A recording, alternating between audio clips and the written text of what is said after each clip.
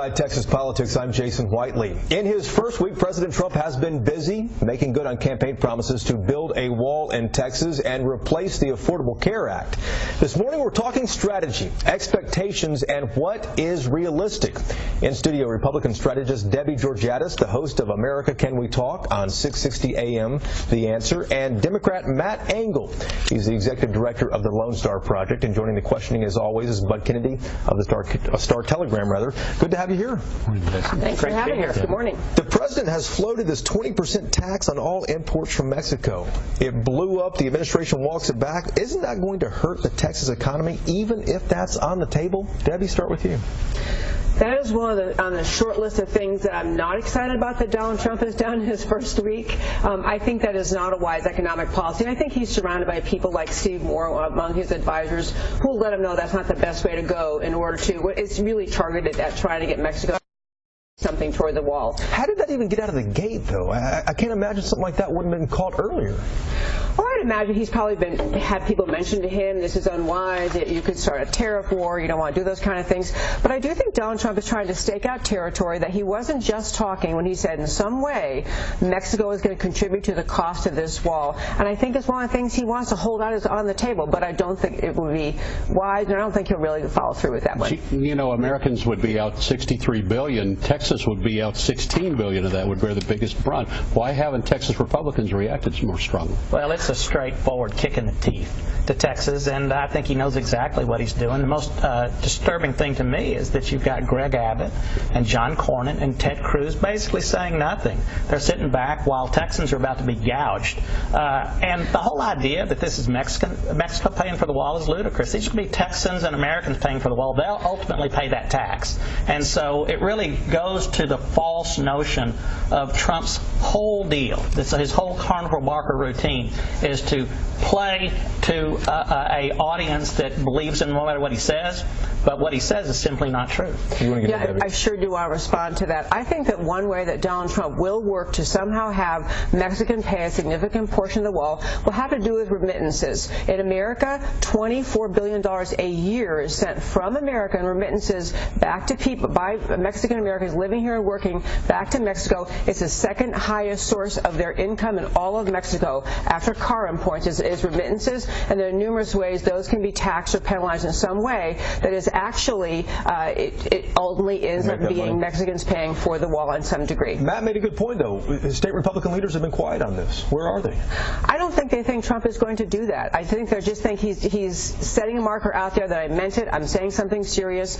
I think if it really became a serious policy proposal, he tried to put it through Congress, then you hear from them. There's no reason to argue with him now. You see the inconsistency in that Trump does what he says he's going to do, but he doesn't really mean what he says. That is ridiculous here in Texas. If Greg Abbott, if John Cornyn, and if Ted Cruz don't think Texans should be taxed $16 billion, they ought to stand up and say something about it. I have not heard any commentary about Donald Trump not meaning what he says. I'm telling you, folks, just said he didn't mean what he said. You know, no, I didn't. Here's what I'm saying. I think that Donald Trump is saying, I'm serious about the idea that in some way Mexico is going to contribute to the cost as well, because it is the Mexican government that has caused in part the problem at the border, and he's serious about it. I don't think that he's going to look at, he's mentioned remittances, or his supporters have, and other ways of having Mexico pay, and I think he's going to follow through on that. With all due respect, Debbie, maybe you should be a spokesperson, and by the way, that job may be open pretty soon. Mexico's president, canceled the meeting with President Trump scheduled for tomorrow. Is the president's campaign promise really worth damaging relations, Debbie, with one of our closest friends and allies?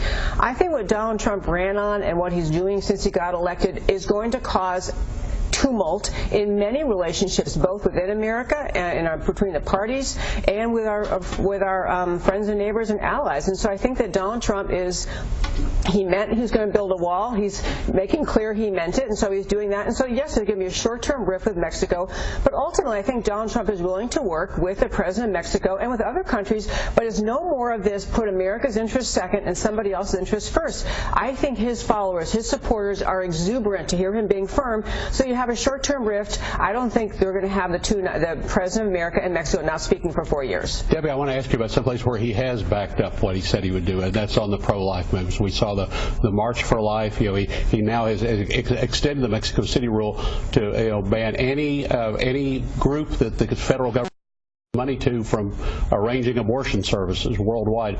But now, is this inconsistent to say we don't want, even in Syria, Iran, Iraq, we don't want to allow abortions, but we also don't want those children coming to America as refugees? Is that really pro-life?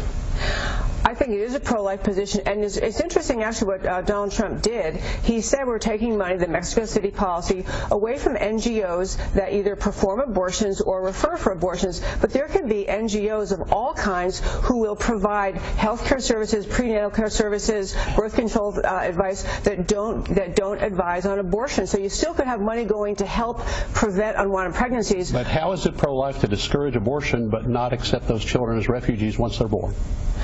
Those children in countries that we potentially that raise people, that have people grow up who may mean us harm, we don't have an obligation to take in refugees from around the world. We may, as a country with a conscience, want to provide aid, and I think we should continually provide aid to truly innocent victims, which include children and mothers and all sorts of people, but it doesn't mean you have to bring them here and put American citizens in danger. Final question for you guys. We're out of time here, too, but Matt, I want to ask you and Debbie both. Matt, we'll start with you. Trump's first week in office, how would you rate it? Well, Trump came in and he sat down and he turned the monopoly table over and started kicking the pieces around. What people think is progress is not constructive at all. It shows that he's often disillusioned about what the truth is, creates his own truth, and he's created confusion in Congress rather than leadership.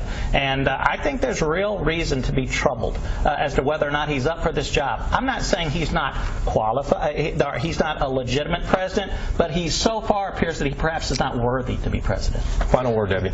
I think that Donald Trump entered politics in America at a time that we have had lawlessness become the norm, whether it is sanctuary cities, whether it is the border, whether it is making deals with Iran and France with not following the treaty provisions in the United States Constitution. I think that Donald Trump he is definitely turning the tables on things, but it's with a specific agenda, which he ran on and he's following through, and I think it's exactly what you expect him to do. Sounds good. Debbie Georgiadis, thanks for being on the defensive this morning. We appreciate that. Matt Angle, good